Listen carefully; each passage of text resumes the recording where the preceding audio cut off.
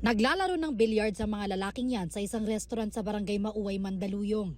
Maya-maya, biglang pumasok ang 6 na lalaking nakasuot ng helmet at nagdeklara ng hold up. Nanutok ng baril ang ilan sa kanila. Wala pang 5 minuto, tinangay na ng mga hold-upper ang mga cellphone, cash at alahas ng mga player at tauhan ng restaurant. Tinatayang nasa 200,000 pesos ang halaga ng mga ninakaw. Ang krimen, nakuhanan habang naka-livestream ang isa sa mga manlalaro. Every time na meron po siyang laban,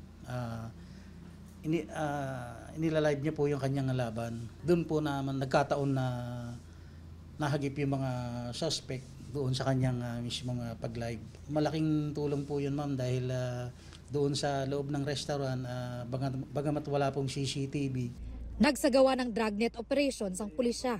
Bago ang krimen, napag-alamang ilang beses munang dumaan ang 6 na lalaki na sakay ng 3 motorsiklo sa harap ng restaurant hanggang sa sama-sama na silang pumarada sa gilid ng kalsada at pumasok sa restaurant para mang-hold up.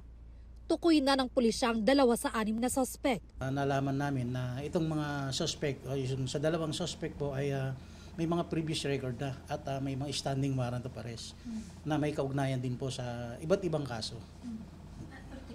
Particular robbery and illegal drugs. Sa aming pag-iimbestiga, mga taga-tagig po itong mga suspect natin na dumayo lang dito at ng hold up. Kasulukuyan nagtatago na po itong mga to.